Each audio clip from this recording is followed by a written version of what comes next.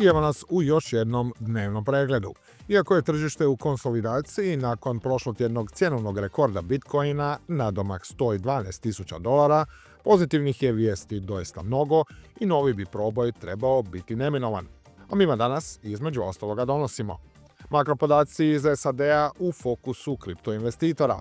Čeka se zapisnik FOMC-a, prva revizija BDP-a iz prvog kvartala i PCE inflacija.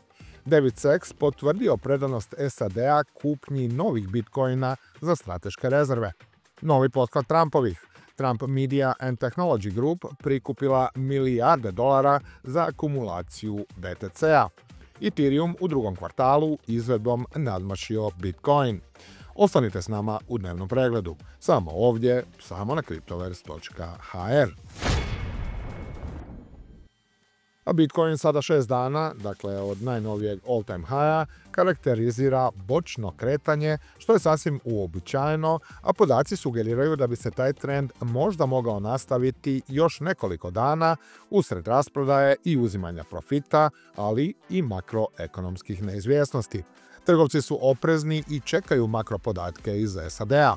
Konkretno, kasnije danas bit će objavljen zapisnik s posljednjeg sastanka Odbora za otvoreno tržište federalnih rezervi, koji će rasvijetliti stavove i razmišljanja šefova američkih monetarnih vlasti, pogotovo što se eventualnog budućeg rezanja kamata tiče. Četvrtak pak donosi prvu reviziju BDP-a SAD-a za prvi kvartal, a kulminacija u petak dolazi u vidu podataka o osobnim izdacima za potrošnju, odnosno PCE inflaciji, što je preferirani pokazatelj Feda za utvrđivanje rasta cijena, a što naravno utječe i na odluku o eventualnom spuštanju kamatnih stopa. Također, danas nakon zatvaranja burzi preko bare, bit će objavljeno izvješće o zaradi AI diva Nvidia, koje bi moglo utjecati na tehnološka tržišta, a posredno i na kripto. Razočaravajuće izvješće moglo bi izazvati širu rasprodaju na tržištu, što bi dodatno pritisnulo BTC i ostatak digitalne imovine. Dakle, iako su Bitcoin metrike i dalje zdrave, nadolazeći ekonomski podaci bit će ključni za tržišno raspoloženje i vjerojatno će utjecati na sklonost ka riziku investitora i šanse da BTC probije granicu od $112.000 u kratkom roku. Treba istaknuti da se u globalnom monetarnom sustavu otvaraju pukotine. Tržišta obveznica diljem svijeta su u kaosu. U SAD-u se jednostavno ne mogu pronaći kupci za obveznice s dužim rokom dospijeća. Aukcija 20-godišnjih obveznica koju je prošlu srijedu poslijepodne provelo Američko ministarstvo financija pokazalo je najslabiju potražnju od drugog mjeseca. Moguće da je povjerenje glavni element koji nedostaje državnim obveznicama u ovim nevjerojatno nesigurnim vremenima, jer sve više ljudi počinje shvaćati da su vlade prisiljene devalvirati svoje valute, kradući time kupovnu moć građana, a kako bi mogle refinancirati dug i održati sustav u funkciji, ali na aparatima. A to je i jedan vrlo značajan razlog zašto Bitcoin postaje sve atraktivniji ulagačima. Njegovo ograničenje ponude čvrsto je zadano, stopa gubitka je trajna, a distribucija javno podložna reviziji. Drugim riječima, fiat se može stvoriti u tren oka uključivanjem printera, Bitcoin ne može. A kako svaki novi dan prolazi, potencijalni proboj Bitcoina sve se više iščekuje. Da podsjetim, raspoloženje investitora poboljšalo se u ponedjeljak nakon što je američki predsjednik Donald Trump odgodio carine Europskoj uniji od 50%, čija je najava uostalom bila uzrokovala vikend pad Bitcoina na ispod 107K. No sve su to zapravo minimalne korekcije, a čak ako i bude dubljih, izlazak BTC-a iz konsolidacije je neminovan. Uostalom, iako vijesti o carinama i dalje uspijevaju šokirati ulagače, ti potresi postaju kratkotrajniji i slabiji jer je tržište općenito postalo otpornije. A u sponzorskom dijelu podsjećamo vas na BTC Bull token, meme na temu Bitcoina, koji se još uvijek nalazi u fazi predprodaje i do sada je prikupio $6,5 milijuna. Ovo naravno nije financijski savjet niti nagovor na kupnju. Kripto je visoko rizičan, a pogotovo meme tokeni. Pa zašto je BTC Bull instantno osvojio investitore? zato što je jedan od prvih meme projekata koji vlasnicima svojeg tokena usto nudi i izravan način zarađivanja stvarnih bitcoina. A Bitcoin žele svi. Naime, svaki puta kada BTC dosegne novu prekretnicu u cijeni, projekt će distribuirati Bitcoin airdropove vlasnicima BTC Bull tokena. I to na cijenama od 150 i 200 tisuća dolara. Na razinama od 125, 175 i 225 tisuća planirano je pak spaljivanje BTC Bull tokena, a na cijeni od 250 tisuća dolara slijedi airdrop tokena projekta. Stoga ulagači u presale mogu imati koristi na dva načina. Mogu zaraditi Bitcoin kroz airdropove kako njegova cijena raste, a također mogu imati koristi od sve manje ponude BTC Bull tokena zbog njegovog spaljivanja i smanjivanja gornje granice od 21 milijardu komada. Ne treba zaboraviti ni da rani kupci BTC Bull tokena također mogu zaraditi pasivan prihod putem stejkanja, a prinosi trenutno iznose 63%. A s obzirom da je BTC Bull temeljen na Ethereumu, postavlja se pitanje kako točno kupci u pretprodaji mogu dobiti svoje Bitcoin nagrade s obzirom na zasebne blockchainove. Tu u igru ulazi partnerstvo s Best Walletom, novčanikom koji se sve više širi tržištem i koji nudi kompletnu uslugu kripto upravljanja na jednoj, svojoj platformi. Korisnici Best Walleta ne moraju kreirati zasebne račune, upravljati Bitcoin adresama ili raditi s prenosnim tokenima kako bi dobili svoje BTC nagrade od BTC Bull tokena. Nagrade dolaze direktno u Best Wallet. Naravno, treba istaknuti da možete koristiti i alternativne novčanike. Ako BTC Bull tokene želite dodati u svoj portfelj, koristite siguran link koji je u opisu ovog videa, a transakciju možete izvršiti putem Ethera, BNB-a, USDT-a ili USDC-a. Bitcoin i dalje prkosi gravitaciji i čvrsto se drži blizu svog trenutnog all-time high-a. Iako se cjenovna razina od 115 tisuća dolara može činiti ambicioznom u kratkom roku, BTC je više puta pokazao da su ti ciljevi lako ostvarivi kada se počne stvarati zamah. A kada bi se doista preskočio taj nivo, moglo bi doći do daljnjeg paraboličnog rasta, s obzirom da bi se tada likvidiralo više od 7 milijardi dolara kratkih pozicija, što bi izazvalo kaskadni učinak koji gura cijenu prema gore. Bitcoin može doživjeti kratkoročna razdoblja konsolidacije, pa i povlačenja cijene, ali tehnički setup, fundamenti i opće tržišno raspoloženje snažno idu u prilog dodatnim dobicima. I to ususret trećem kvartalu godine koje je povijesno bio najslabiji za vodeći kripto. Prema danas objavljenoj bilješci analitičara Bitfinexa, naredni tjedni, odnosno daljnja izvedba vodećeg kripta, vjerojatno će odrediti je li najnoviji proboj Bitcoina bio lokalni vrhunac ili preludi agresivnijem rastu u trećem kvartalu. No ako se novi skok i ne dogodi skoro, ništa strašno, jer kako kažu iz Bitfinexa, razdoblje konsolidacije ili blagog povlačenja ne bi bilo samo zdravo, već bi i pružilo održiviju osnovu za sljedeći uspon. Također, nije neobično da se BTC konsolidira dulje vrijeme nakon što je dosegnuo rekordne vrijednosti. Da podsjetim, nakon što je došao do tadašnjeg vrhunca iznad 73K u trećem mjesecu prošle godine, Bitcoin se kretao unutar raspona od oko 20.000 dolara, sve dok Donald Trump nije izabran za predsjednika SAD-a u 11. mjesecu iste godine, nakon čega je naglo eksplodirao. A ako Bitcoin ovaj tjedan zatvori u plusu, bit će to 8. tjedna zelena svijeća zaredom, što se od 2014. godine dogodilo samo 3 puta. A uvijek nakon što se dogodilo, tržište je bilo u minusu tjedan dana poslije, ali u pozitivi sljedećih 6 mjeseci do godinu dana. Dakle, ako se povijest ponovi, BTC bi mogao nastaviti rasti ovog tjedna, a zatim pasti ili konsolidirati se onaj sljedeći kako bi ponovno testirao ključne razine podrške prije ulaska u paraboličnu fazu tijekom ostatka godine. Inače, pozitivan niz od 9 zelenih tjedana do sada nije zabilježen. Pa što bi moglo biti katalizator daljnjeg rasta? Mogla bi biti recimo objava da Sjedinjene države kreću s aktivnom kupovinom BTC-a za svoje strateške rezerve.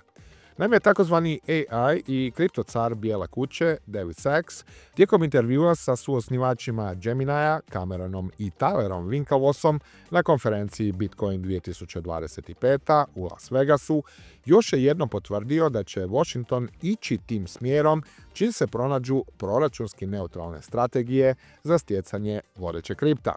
Ne mogu ništa obećati, ali postoji put do toga.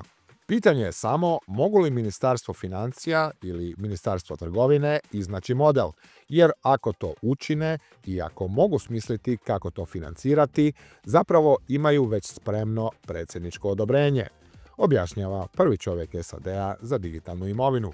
Gledajući unaprijed, Sacks je izrazio optimizam u pogledu zamaha koje je već u tijeku u sektoru kriptovaluta i potencijala za trajni utjecaj. Mislim, tek smo recimo u osnovi 4 mjeseca u ovome, tako da imamo još više od 3,5 godine. Dakle, mislim da će ono što ćemo postići u sljedećih nekoliko godina biti zaista nevjerojatno, kaže Sacks. A dok se čeka ta vijest da su osmišljene proračunski neutralne strategije koje će sasvim sigurno odjeknuti globusom kao bomba, poznati igrači nastavljaju gomilati Bitcoin, ali svakim je danom sve više i onih novih. Američki spot BTC ETF-ovi u ovom su mjesecu već prikupili gotovo $6 milijardi, što je njihov najbolji učinak od 11. mjeseca, a samo su prošli tjedan priljevi iznosili $2,75 milijardi. Strategy Michaela Saylora je već tradicionalno u ponedjeljak objavio da je dodao još 4020 bitcoina u svoju bilancu. Ova akvizicija dovodi ukupne posjede najvećeg korporativnog vlasnika BTC-a na 580.250 komada.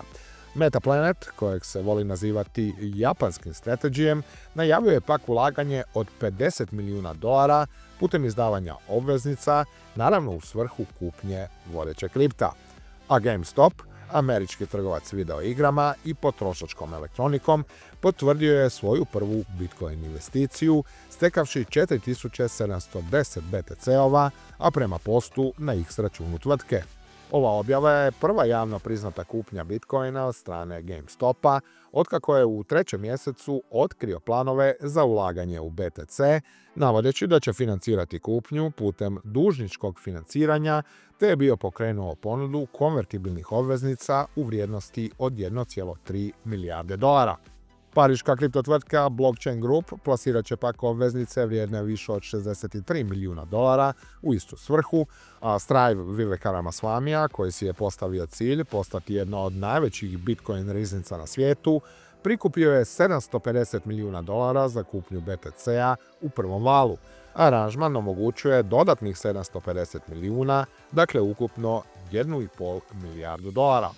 Salvador je pak u utorak kupio 8 novih bitcoina, unatoč tome što je Međunarodni monetarni fond ponovio svoj pritisak da zemlja zamrzne te akvizicije, a prema uvjetima sporazuma o zajmu od $1,4 milijarde.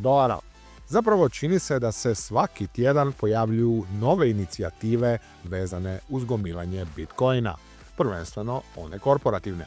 Sada postoji više od 70 tvrtki koje su usvojile neki oblik BTC riznice. A u utorak je došla potvrda da je stigao još jedan značajan igrač.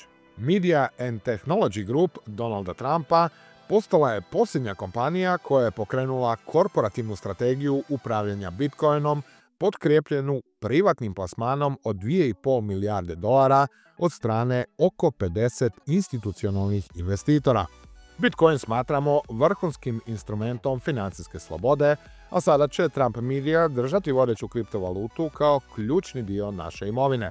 Ovo ulaganje pomoći će u obrani naše tvrtke od uznemiravanja i diskriminacije od strane financijskih institucija, kažu iz kompanije. Trump dakle s digitalnom imovinom doista misli ozbiljno. I dok god on sam ima koristi od toga, za vjerovati je da će vući poteze koji će posredno biti pozitivni i za cijelu kriptozajednicu. I naravno da ovakav grabež za Bitcoinom smanjuje i onako ograničenu ponudu i jednostavno mora rezultirati daljnjim rastom. Nemojmo zaboraviti ni da će se uključivanje institucionalnih igrača samo intenzivirati, ali i da se maloprodajni kupci još praktički nisu ni uključili, a njihov ponovni dolazak trebao bi donijeti kapital i u altove. Onaj najveći je, znamo, nakon mjeseci umrtljenosti ponovno živnuo i dosadašnjom izvedbom u drugom kvartalu nadmašio BTC. Ether bilježi gotovo 45% rasta, dok Bitcoin trenutno ima 31% plusa. Dodatno, analitičari predviđaju skori proboj iznad $3000. Više faktora moglo bi biti razlog za bolje performanse Ethereuma. Osim, naravno, spektra nadogradnje, jedan je taj što DeFi aktivnost na mreži raste sa sve više korisnika koji zaključavaju sredstva u protokolima izgrađenim na Ethereumu. Također, institucionalni interes se budi, što se vidi u povećanju obujma trgovanja Ether terminskim ugovorima. Ne treba zaboraviti spomenuti ni da je kompanija SharpLink Gaming otkrila planove za formiranje Ethereum trezora od $425 milijuna. SharpLink Gaming, uvršten na Nasdaq burzu, tako bi trebao postati prvi koji strategijevu strategiju akumuliranja Bitcoina primjenjuje na Ether. U trenu snimanja videa Ether se trguje po $2650 s minimalnim dnevnim minusom od 0,1%. XRP na $2,30 s padom od 2%, a BNB mijenja ruke po $684. Sol, koje je 7.4. zaronio na svega $95, sada bilježi cijenu od $170 s dnevnim minusom od 2,5%. No podaci Glassnoda otkrili su da je Solana jedina imovina među top 10 kriptovaluta, izuzevši stablecoine, s negativnom stopom financiranja, koja jest zanemarivo mala, ali je u isto vrijeme i značajna jer predstavlja suptilnu, ali rastuću sklonost prema medveđem trendu na tržištu derivata. Naime, negativna stopa financiranja implicira da se više trgovaca kladi na pad cijene. U mnogim slučajevima takve promjene u raspoloženju prethode većem pomaku, bilo da se radi o slomu ako zamah raste ili short squeeze-u ako se medvjedi nađu u problemu. Treba reći da najnovije izvješće multinacionalne banke Standard Chartered upozorava da bi Solana mogao biti blockchain koji potpuno ovisi o mimovima. Prema Charterdu, Solana dominira u područjima koja zahtijevaju rješenja s velikim volumenom i niskim troškovima transakcija. Pomama oko meme coina poslužila je kao stres test za Solaninu skalabilnost, ali je došla s nedostacima zbog volatilnosti i spekulativne prirode takve imovine. Kako obujam trgovanja mimovima opada, banka je upozorila da bi Solana mogla imati poteškoća s održavanjem zamaha. Iz Chartera predlažu da se Solana proširi na druge sektore koji zahtijevaju jeftinu i brzu obradu velikih količina transakcija. Ti sektori mogli bi uključivati visokopropusne financijske aplikacije i tradicionalne aplikacije poput društvenih medija. Ipak, skaliranje takvih aplikacija moglo bi potrajati godinama s teškim posljedicama za Solanu. Kao rezultat toga, očekujemo da će Solana izvedbom podbaciti u odnosu na Ethereum u sljedeće 2 do 3 godine prije nego što ga sustigne, kažu iz banke. Što se ciljanih cijena za ovu godinu tiče, one prema Charterdu izgledaju ovako. Sol svega $275, BTC $200,000, a Ether isto prilično niskih $4,000, što znači da ne ide ni iznad svog trenutnog all-time higha. Cardano je na 75 centi s minusom od 1,7%. No primjetno je obnavljanje snage na lancu što se vidi iz velikog porasta dnevnih transakcija. Prema podacima TapToolsa, Cardanove dnevne transakcije porasle su na preko 50.000, što je velik skok u odnosu na razinu ispod 30.000 zabilježenu ranije ovog mjeseca. Osim toga, Cardano Feed je izvijestio da je s burzi izašlo ADA tokena u vrijednosti od $680 milijuna, što je trend koji se često povezuje sa samoskrbništvom i dugoročnim držanjem. Usred toga, Cardano Feed sugerira da bi ADA uskoro mogla dosegnuti $3, koliko je otprilike njezin sadašnji all-time high. ADA zajednica također 29.5. očekuje odluku Američke komisije za vrijednosne papire i burzu o odobrenju spot ADA ETF-a. Usred rastućeg optimizma na tržištu, izgledi za odobrenje takvog proizvoda porasli su na 70% na platformi za predviđanja Polymarketu. Povoljna odluka SEC-a mogla bi potaknuti institucionalni interes za Cardano, sličan onom viđenom nakon odobrenja ETF-ova za Bitcoin i Ethereum prošle godine. Ljestvicu 10 najvećih kriptovaluta zatvara Tronov TRX sa cijenom od 27 centi i dnevnim pulsom od 1,4%. I bilo bi to sve za danas. S altovima smo stigli do kraja još jednog dnevnog pregleda. Ako vam se video svidio, stisnite like, ostavite komentar, a neće biti loše ni ako kliknete subscribe. Pratite nas i na našim društvenim mrežama, a prije svega na portalu cryptoverse.hr. Lijep pozdrav!